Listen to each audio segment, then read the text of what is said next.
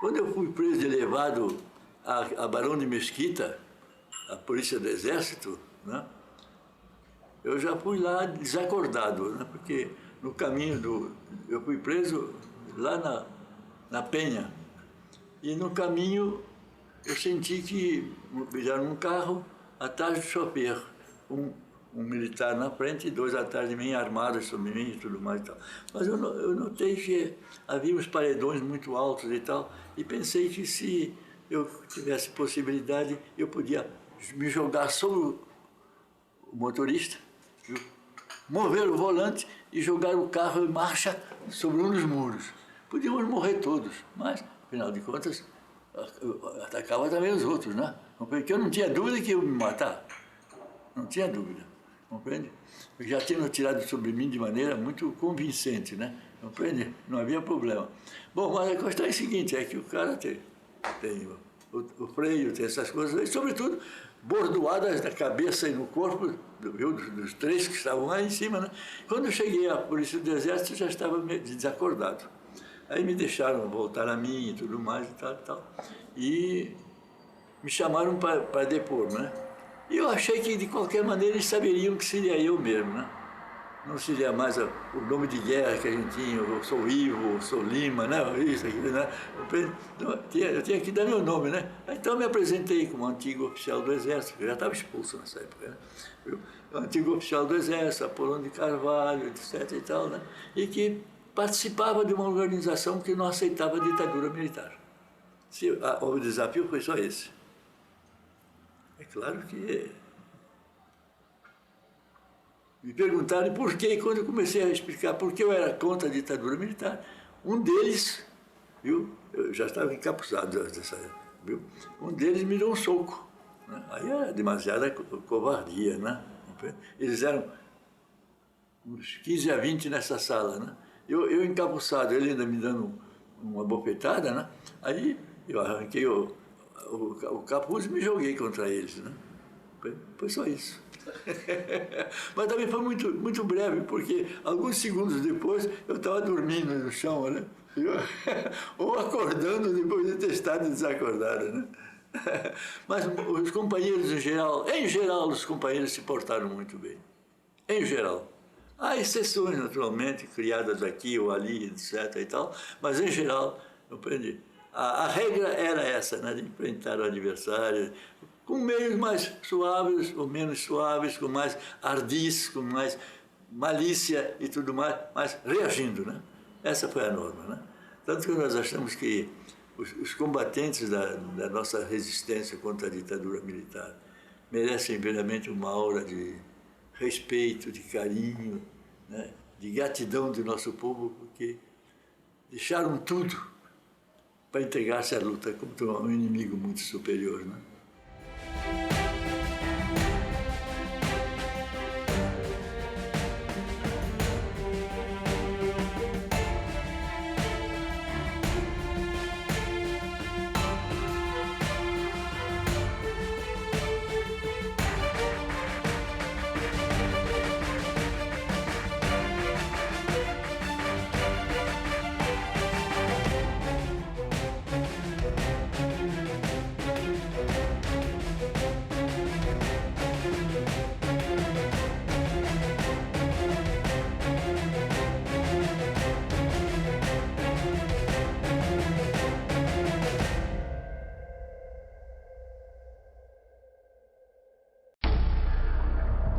Agosto, setembro de 64, começou a tomar vulto uma estrutura clandestina.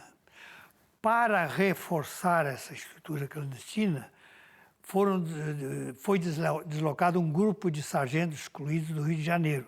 Eram 21 sargentos. E o Raimundo fazia parte desse grupo. Como era muito inquieto, foi distribuir panfletos ali próximo ao Planetário, né? E prenderam. Foi denunciado por um civil que era esbirro da polícia. Então prenderam, levaram para o DOPS, maltrataram muito, levaram para a Ilha Presídio. Lá, preso na ilha, ele escrevia para sua mulher Cartas amorosas, nada de água com açúcar, mas cartas amorosas de uma riqueza humana impressionante. E fazia estas cartas chegarem a ela no Rio de Janeiro. Minha querida Betinha, ainda estou vivo. Penso que a estas horas você deve estar chorando. Não quero isso. A jovem senhora, valente das respostas desconcertantes, deve agora substituir a moça ingênua e humilde com quem tive a felicidade de casar. Nesses últimos dias, tenho sido torturado pela realidade de estar impedido de ver o rosto da mulher que amo. Eu trocaria, se possível fosse, a comida de 8 dias por 8 minutos junto ao meu amor, ainda que fosse só para ver. Tenho uma fé inabalável de que os adversários não conseguirão destruir nosso amor. Sei hoje que você tinha razão. Em muitas de nossas discussões sobre o nosso tipo de vida, você ganhou. Tudo passará. A política, a cadeia, os amigos. Só uma coisa irá durar até a morte. O amor que tenho por essa mulherzinha que é hoje a única razão de querer viver deste presidiário. Com a tranquilidade da certeza de que, apesar de tudo, ainda mereço teu amor, remeto um caminhão de beijos com o calor dos dias mais felizes da nossa vida. Do sempre teu, Manuel. Um belo dia ele é retirado da ilha e desaparece. Fazem assinar um rol de libertação, devolução de pertences. Ele nunca delatou seus companheiros. Por isso morreu. Seu corpo apareceu boiando no rio Jacuí, com as mãos amarradas às costas com uma tira da própria camisa. Este é um militar brasileiro que deveria, sim, ser considerado um herói das Forças Armadas. O enterro de Manuel Raimundo Soares em Porto Alegre, em 66, foi algo impressionante. O cortejo que se formou, a ditadura levou um susto. Nós nos reuníamos, conversávamos em Montevidéu, um grupo mais próximo do Brizola, outro grupo mais próximo do Jango. O Jango fazia constantemente tratativas políticas. O Brizola queria uma ação. O Brizola tinha um espírito muito dos caudilhos do Rio Grande. Como eu disse, é um homem de ação. Então, quem queria uma resposta, vamos dizer, mais objetiva, mais prática, ficava mais ligado ao Brizola. Isso em março de 65 já. O Jefferson já estava organizando algo para dar uma resposta armada ao golpe. O plano original seria o seguinte: tomar o Rio Grande do Sul e aí o Jango voltaria, né? A ideia era devolver o poder presidencial ao presidente deposto. Chegaram no Paraná, tomaram lá a guarnição da polícia, uma guarnição do exército, foram numa rádio. Nisso, de 10, 15 homens que foram com ele conseguiu aumentar isso para mais uns 100, 80, 100 homens e foram embora. Foram cercados, então, na selva do Paraná, ali perto de Três Passos. Ficaram uma semana, 10 dias, trocando tiro, trocando bala e tal, e acabou que eles caíram, né? Eles foram presos mesmo, porque não tinha jeito. Não sei quantos mil homens, o exército mandou, 10 mil homens. Só de paraquedista mandaram 1000 paraquedistas. Queriam dar 30 anos para ele, né, de pena.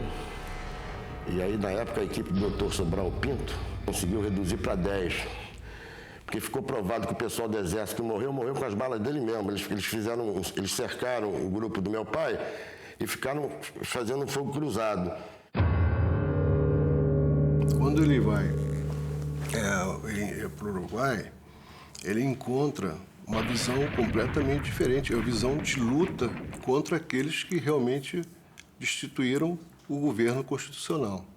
Então, a partir do momento que ele entra em contato, né, com a resistência, digamos assim, entre aspas, de outros países latino-americanos, são várias pessoas e ele passa a ter contato para gerar essa visão latino-americana. A tentativa de distribuir o foco guerrilheiro pelo centro da América Latina, junto com o Guevara.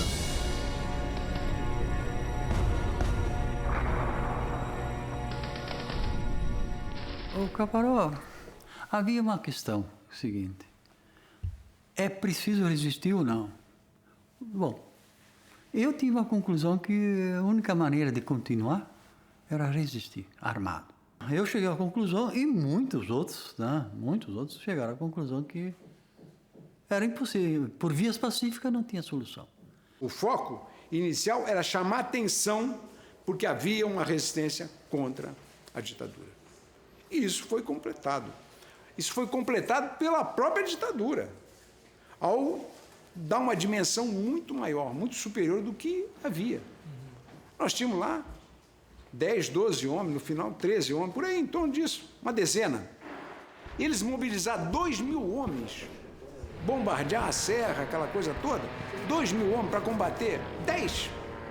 É claro que havia outros interesses. Com todo o processo que aconteceu depois, aí outros grupos, Guerrilha do Araguaia e tudo mais, né, mostraram que tinha que haver resistência, que a resistência suscitou exatamente o esgotamento da ditadura. Em março de 65, apresentaram o projeto da prorrogação do mandato do Castelo Branco. Quem apresentou foi o Golbery. E o Lacerda não percebeu nada, era contra ele. Bom, então, eu escrevi um artigo, dos artigos que eu mais gosto, um artigo fantástico, mas que não precisa ser lido. Não precisa ter lido nada. Basta ler o título e mais nada. O título era o seguinte: 1965, Carlos Lacerda, o candidato invencível de uma eleição que não vai haver. A luta armada, segundo meu pai, ele foi contra. Foi contra porque achava que a juventude estava escolhendo as armas do opositor, que ele melhor sabia usar, que eram os rifles, as granadas, os tanques, os canhões, né? Isso o exército sabe usar muito bem. E a juventude não sabe. A juventude tinha uma arma muito superior que os militares não conseguiam, que era a arma política. Alguns, como eu, continuamos no trabalho político. Eu participei da Frente Ampla. Todas as tentativas, certas ou erradas, de derrubar a ditadura, eu participei. Conspiração com Adhemar de Barros é uma vergonha, mas com o Lacerda na Frente Ampla, tudo eu participei. E por isso fui preso 3 vezes depois de 64. Uma frente para defender as instituições, fundada na casa de um empresário aqui do Rio de Janeiro, chamado Alberto Lee, que era uma casa ali no Cosme Velho, numa primeira reunião com o Brigadeiro Teixeira, com o Enio Silveira, com o meu pai e, se eu não me engano, com o Hélio Fernandes também. Começou na minha casa. O Brigadeiro Teixeira, o Wilson Fadul, ministro da Saúde, depois do Jango, mas ministro da Saúde do Jango. O Brigadeiro Teixeira, o líder da aeronáutica. O Enio Silveira, diretor da civilização brasileira, o Flávio Rangel, extraordinária figura, só que morreu muito moço, todos. Bom, e com o Carlos Lacerda, que nenhum deles tinha conhecido, nem conversado, e depois ficaram amigos. As 2 primeiras reuniões foram na minha casa, mas eu não tinha logística para mais reuniões. Eles fumavam muito, bebiam muito, realmente. Então, as próximas reuniões foram na casa do Alberto Lee, muito amigo do Enio da Silveira, que trabalhava com o Walter Moreira Salles, tinha uma fábrica de fios de cobre. A casa dele no Cosme Velho é a casa mais bonita que eu já vi no Rio. A Frente Ampla, ela se dá mais ou menos 2, 3 anos depois, do golpe. O golpe estava enfraquecido. Pode-se levar à rua milhares de pessoas, como se leva hoje. E houve a acomodação, e o Renato Arce deve ser muito elogiado nisso aí. Ele, com o Brigadeiro Teixeira, tentaram coligar o Jango, o Juscelino e o Lacerda. E conseguiram coligar a favor de do regime democrático. Nós não ordenamos a luta armada porque quem estava vinculado ao Partido Comunista tinha uma posição contrária, não é? À luta armada. A teoria do foquismo, aquelas questões que se colocavam. Nós achávamos que a luta política queria superar o processo da ditadura, não é? Quando nós fizemos a opção pela luta armada e rompemos com o Comitê Central e assumimos uma dissidência do partido, a gente viu que não podia sozinho, né, fazer o que nós pretendíamos fazer, que era a implantação de um foco guerrilheiro no Paraná, no oeste do Paraná. E começamos a fazer alguns contatos com militares que eram do Partidão PCB, né? A sua origem, né? Base do Partidão, para somar a nossa inexperiência com a experiência deles. E o MNR passa a ser VPR num processo posterior de fusão. Eu participei de quase todas as ações da VPR, quase todas. Assaltamos alguns bancos durante as ações armadas. Nós participamos de outras ações violentas, como a morte do capitão americano Charles Chandler. Era um cidadão considerado capitão do exército americano, considerado herói de guerra do Vietnã. É um herói de guerra no Vietnã, eles torturavam os vietnamitas nas aldeias estratégicas. E ele era comandante numa dessas aldeias. Ele fez questão, numa palestra que ele deu, parece que num quartel do Exército em Campinas, e foi assistido por um companheiro nosso, onde ele disse que os vietnamitas, eles colocavam a baioneta na barriga do soldado lá no campo de batalha, lá na selva, e ia afundando a baioneta e interrogando o cidadão. Esse era o herói de guerra dos americanos, foi o herói de guerra do Vietnã. Ele estava no Brasil assessorando a polícia brasileira na prática de tortura, na prática de assassinato, interrogatórios, nos moldes de que ele fazia no Vietnã. Eu nunca aceitei essa acusação de terrorista, porque para nós e para mim, terrorista foi a ditadura que fechou o Congresso, que torturou gente, que matou gente inocente, desarmada. Quem era terrorista? Nós nunca pusemos bomba em escola, nunca pusemos bomba em igreja. Sérgio Miranda, o homem que disse não. O capitão Sérgio é uma figura rara em qualquer história. Em 1968, ele impediu que houvesse um massacre no Rio de Janeiro. Ao se recusar a cumprir uma ordem de um seu superior, ele evitou que cerca de 100 mil pessoas morressem nessa cidade. Ele se recusou a comandar a explosão do gasômetro da Avenida Brasil, a explosão da represa da Light e o lançamento de alguns líderes políticos de avião sobre o mar, entre os quais Carlos Lacerda, Juscelino Kubitschek, Dom Helder Câmara. Tudo isso, evidentemente, seria atribuído aos comunistas. Ele disse não. E, por esse não, ele sofre até hoje. Ele foi processado, ele foi afastado das Forças Armadas e ele rejeita a anistia que se quis dar a ele, porque ele disse que não quer ser esquecido. Isso não é um caso para ser esquecido. Se houve um herói em 1968, esse herói é o capitão Sérgio. A profissão, o ofício de soldado, exige grande responsabilidade quem tem a guarda e manuseio das armas.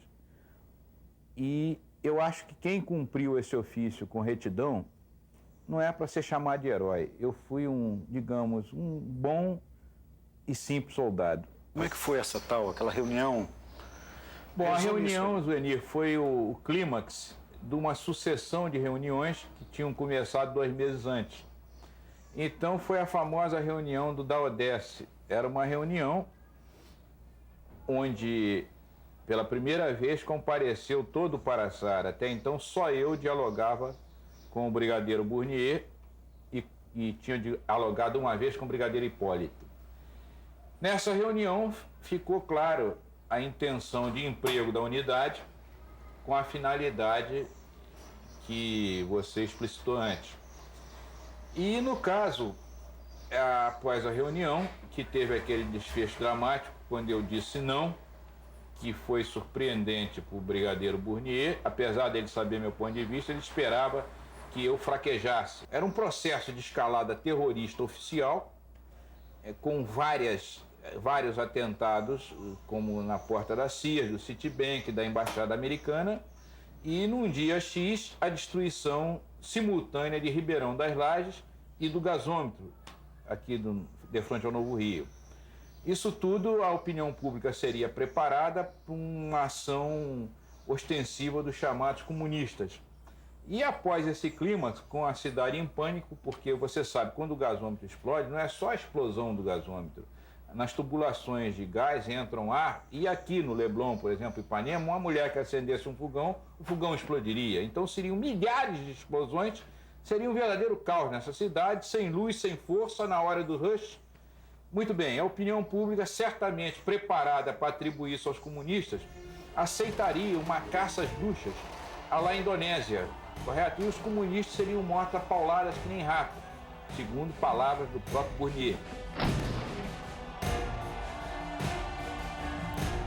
Agentes do DOI-CODE fazem atentados que matam civis, destroem escolas, redação e bancas de jornal, Ordem dos Advogados, Câmara dos Vereadores do Rio de Janeiro.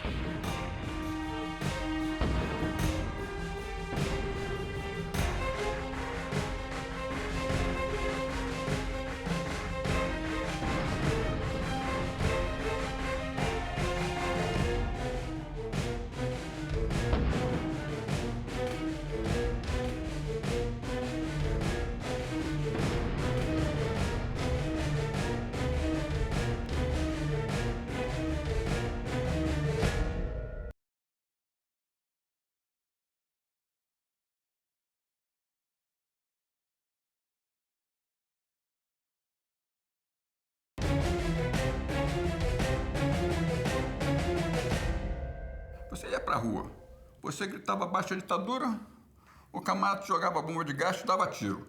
Você jogava pedra, o cara te dava rajada de metralhadora. Pô, caramba, né? Tinha de botar um paradeiro, tem de ter uma resistência. Isso não podia se ficar de graça, não podia o camarada se impor isso aí. As barbaridades que a polícia fazia em passeata, né? Eu participei de uma que teve 13 mortos. Eu vi uma metralhadora atirando, aí o camarada, tiro de festim. O cara estava atirando na nossa frente, é tiro de festim. Eu falei, não, metralhadora não tem tiro de festim. Corre que é tiro de verdade, isso não é festim. Metralhadora não tem festim. E todo mundo correu, e o cara deu do meu lado.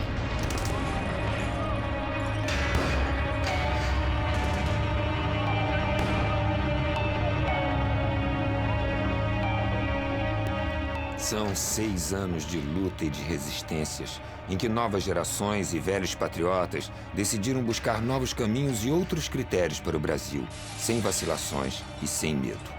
São poucos, é verdade, mas assim que se começa. É a única maneira de um povo ser dono do seu destino. Carta do Coronel Dagoberto Rodrigues à sua irmã Helena, 1970. O capitão da guerrilha.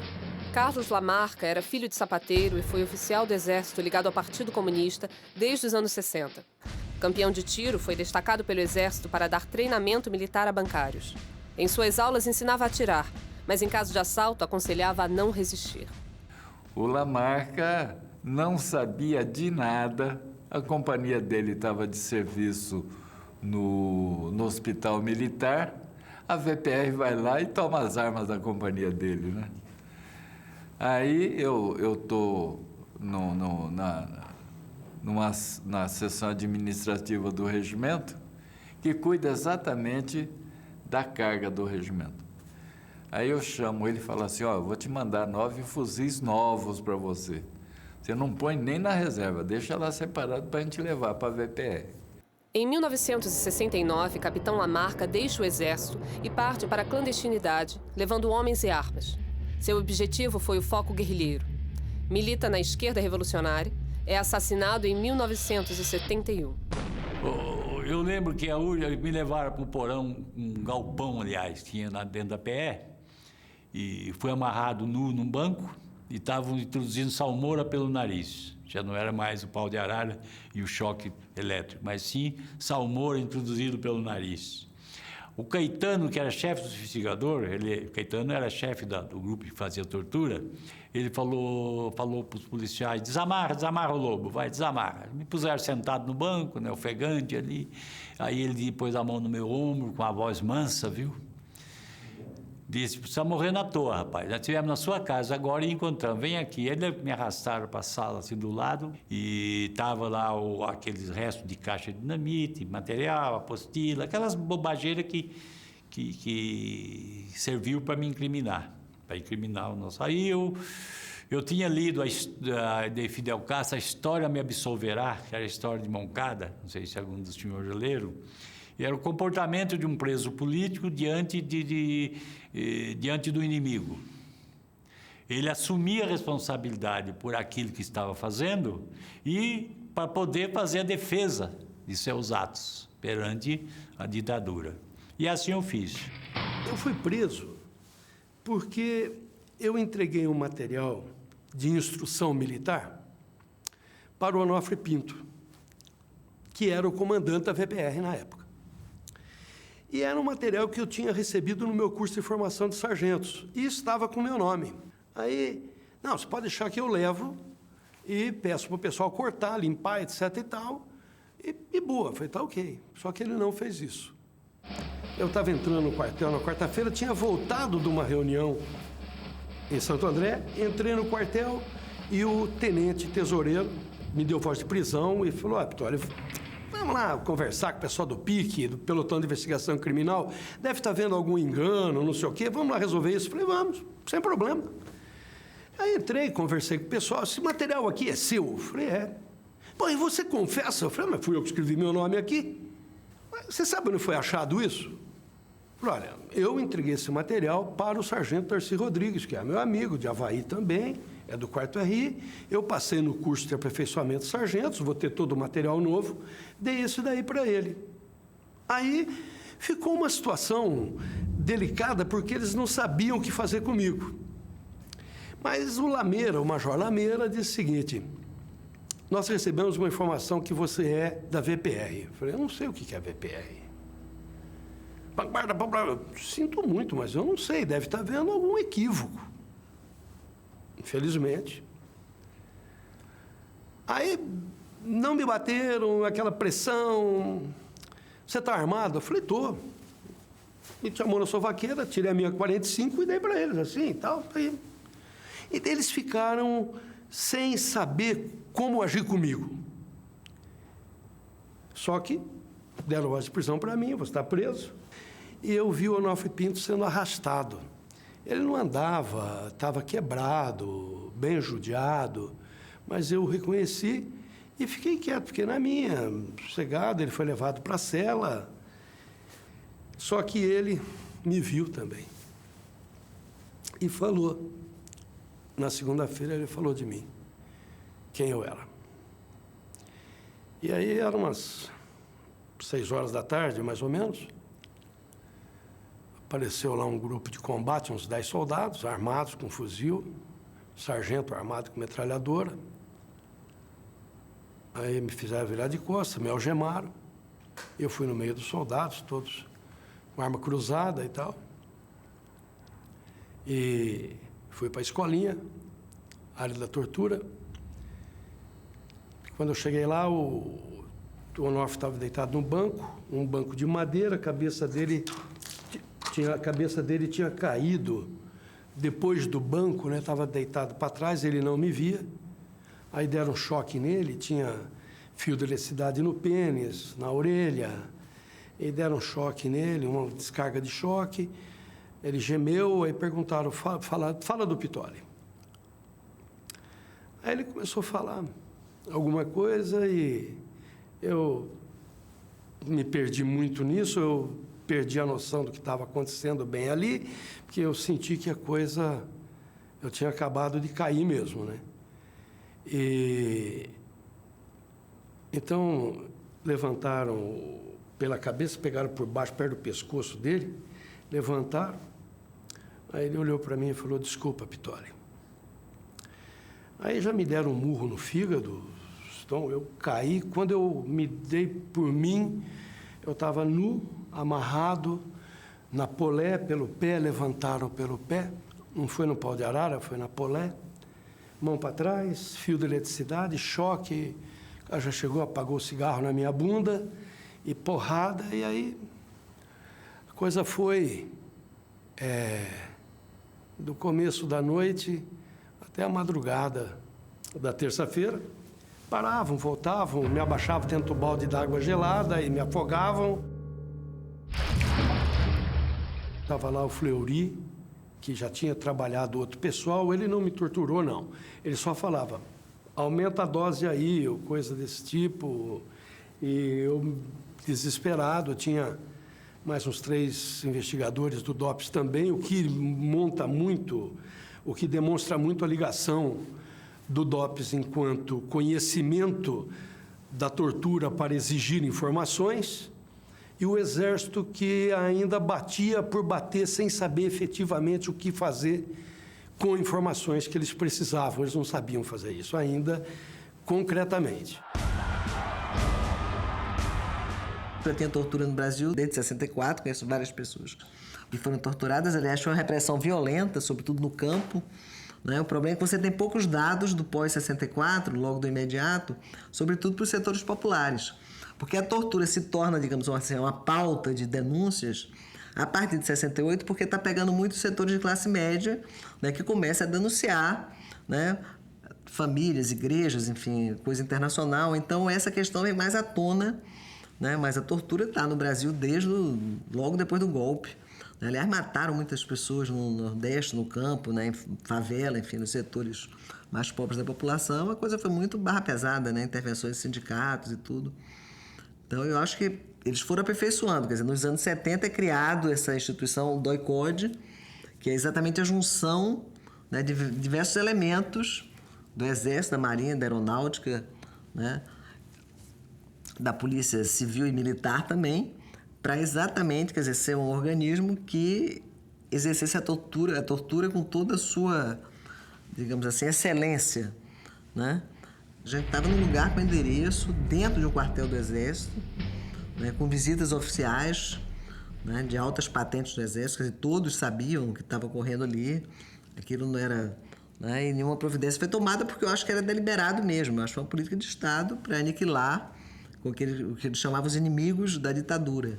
E dos sobreviventes da tortura e da luta política, eu sou um que vivenciou a mudança estrutural da tortura no Brasil.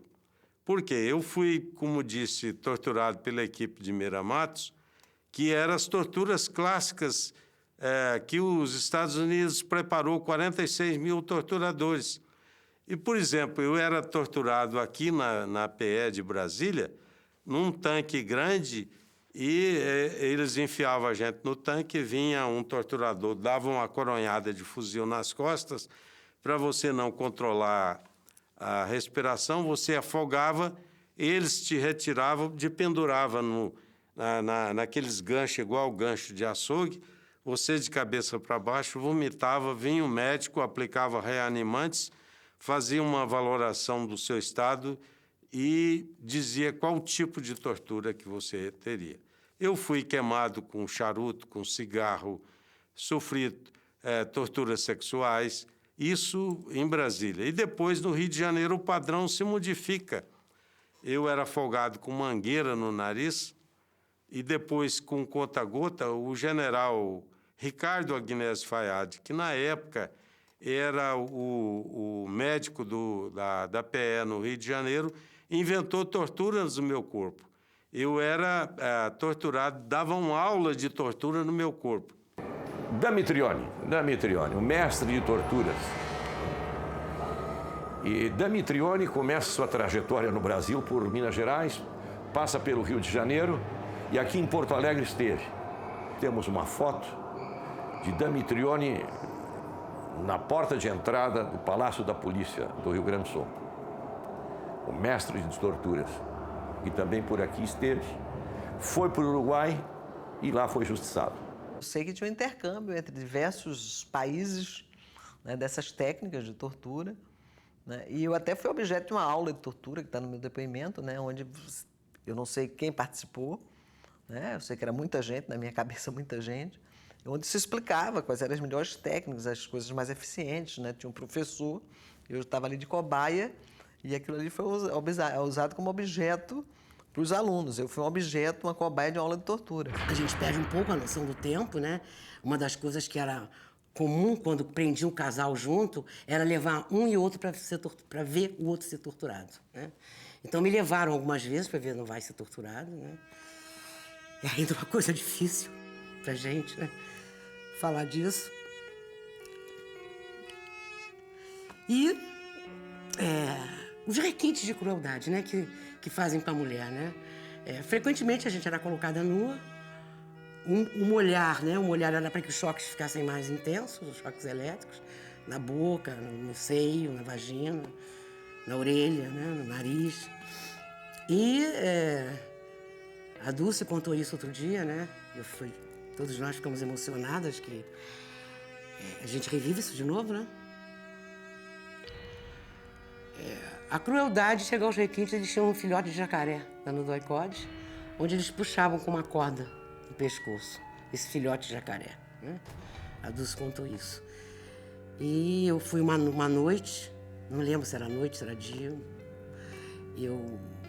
eu fui levada para a sala, ao lado da sala de tortura, e me botaram nua, me amarraram numa cadeira e posaram o jacaré passando pelo meu corpo nu, né? Quando o PIC, Pelotão de Investigações Criminais da Polícia no Rio de Janeiro, vira o DOI-CODE. É quando tem a participação da Inglaterra, dos torturadores da Inglaterra, os torturadores da França, o adido militar da França, porque os franceses é que inovaram a tecnologia de tortura na Argélia e introduzindo a tortura através de choques elétricos e botar você numa cela com luzes, ouvindo gritos de tortura para você voltar a uma posição fetal e perdeu a noção do dia e da noite. Quando me tiraram o capuz, eu estava dentro de uma câmara que depois eu vinha saber que é a técnica inglesa de tortura. Não toca em você, você não tem nenhum tipo de lesão. Então era um cubículo de 1,5 por 1,5, mais ou menos, todo revestido de fórmica laranja. Em cada parede tinham 2 ou 3 alto-falantes bem grandes. E o teto era todo de luz, acho que era aquele acrílico leitoso. Então o teto inteiro era luz, também tinham 4 alto-falantes. E uma janelinha com vidro fumê, quer dizer, e uma cadeira. Quando eu fui entrar, mandaram eu tirar a roupa civil, então eu fiquei só de cueca. Eu falei, agora vai ser mal. E uma coisa estranha, e depois eu soube de outras pessoas, eu não estava com medo, eu não tinha medo. Nessas horas da imolação, você não sente medo. Bom, é que a gente lembrando, né, você se emociona. E, de repente, começou uma série que durou muitas horas, de um som global que eu nunca vi na vida, vários tipos de som diferentes, todos horrorosos, sons eletrônicos, sons humanos e sons de instrumentos. Mas num volume tão alto o tempo todo, que a pele tremia, mas não era eu tremendo de nervosismo, não, nem de calafrio. Uma hora eu disse que tinha que mijar. Os caras aumentaram ainda mais o som. Eu gritava e eu não ouvia a minha voz. Eu gritava, falei, cadê minha voz? Eu não conseguia captar minha voz. Para mijar, aí eu fui de cueca, botaram o capuz novamente, e aí aquela humilhação, né? Mandaram eu de 4. Eu, oficial da Marinha, dentro do prédio da Marinha no Rio de Janeiro. Aí eu andei, não sei o quê, sei lá, era pertinho, uns 10 metros, não bem de 4, agachado, sabe? Como se tivesse um teto impedindo eu ficar em pé. Só para humilhar. Aí urinei, voltei e continuou. Quando eu fui preso, minha mulher estava grávida, eu sabia que ela estava grávida. E eu não sabia se ela tinha sido presa ou não, né? Então, quando começou o processo de tortura, enquanto estava pancada, né? O choque elétrico estava... Vamos ver, né? Era novo. Conforme os próprios torturadores falavam, esse garoto tem caixa boa. O garoto tem caixa boa, que assim, tem um físico bom, né? Resiste bem. O garoto tem caixa boa. Então, enquanto eu tinha caixa boa, eles não iam ter muitas oportunidades, não, né? O camarada veio e começou a falar da minha mulher, coisa e tal. Ele sentiu que eu tremi. Ele sentiu que eu tremi e ele... Aí veio o camarada, veio assim, e descreveu, vamos dizer assim, fisiologicamente, quase cientificamente, como é que ele ia fazer abortar com as mãos. Entendeu? Vou enfiar a mão, eu vou arrancar o filho. E como eu já vinha sentindo na carne, né, do que eles eram capazes, né, em momento nenhum passou pela minha cabeça que eles não seriam capazes ou que eles não iriam fazer isso, né? Então, essa é uma coisa que me enfraqueceu muito, né? Me enfraqueceu muito, assim, psicologicamente, né? É uma noite suponho que seja fevereiro de 71, uma noite muito, assim, para mim, para o meu olhar, do capuz, né? Aquilo eu não enxergava absolutamente nada, senão quando ele tirava já estavam as lâmpadas em cima. Eu só consegui ver uma mancha de sangue pelo chão, né? Inclusive do ouvido dele saindo alguma substância, e pelo canto da boca, daquele sangue que estava no chão, você via que isso aqui estava tudo completamente envolto em sangue, né? Eu falei, olha, eu não consigo identificar, porque para mim é como se fosse quase um cadáver.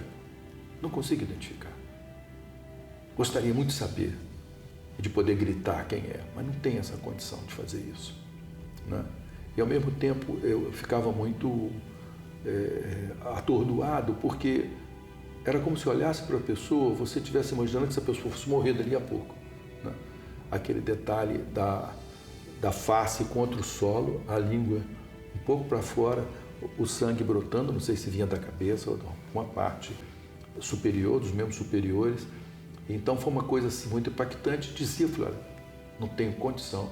E aquela insistência, e não me lembro de ter, digamos assim, sofrido mais do que eu já tinha sofrido antes. Talvez uns safanões, uns empurrões, pegava minha cabeça e botava bem perto para dizer se era ou se não era, entende? Para dizer se conhecia ou não conhecia, né? E aquilo para mim não fazia efeito nenhum. Para mim foi como se eu fosse o antivéspera de uma morte. A tortura, você se desumaniza, você vai perdendo a sua condição de pensamento, é tal o sofrimento, né, que você chega praticamente a dialogar com a morte. Eu posso dizer que eu vi a face da morte, né, nas paredes daquela sala de tortura, né, aquelas paredes impregnadas de sangue e de gritos dos torturados. E ali eu senti ali naquele momento, quando já não tinha mais, praticamente era só carne, não tinha mais nem pensamento, eu acho que vi a face da morte. Eu estava sendo interrogado no DOPS pelo general Luiz Felipe Carneiro Leão. E ele me desafiava todo dia, desafiava que a gente ia ser fuzilado, que não ia mais aparecer, que ia consumir com a gente. Bom, e um belo dia eu disse para o general, já que se o senhor vai me fuzilar, como o senhor está acusando, está ameaçando, eu tenho um pedido a fazer para o senhor. Aí ele disse, qual o pedido? Eu falei, eu quero que o senhor me dê o direito de eu comandar o meu fuzilamento. Não sei se realmente eu ia ter coragem de fazer isso, se concretizasse, mas eu pretendia fazer. Aí ele ficava, toda vez que eu desafiava, ele ficava quieto, não falava nada. Um belo dia, chegava de manhã, às 8 horas da manhã, a gente subia lá no andar superior do DOPS e a mesa dele mais alta do que o banco, que a poltrona velha que eu estava sentado. Lá eu muito arrebentado, com cóccix quebrado, costela que arrebentaram, enfaixado. E um belo dia ele chegou de manhã, sentou e pegou uma folha de papel e uma caneta e me entregou. Faça uma carta despedindo da sua esposa. Eu fiz a carta assim. Pedia para minha esposa que não escondesse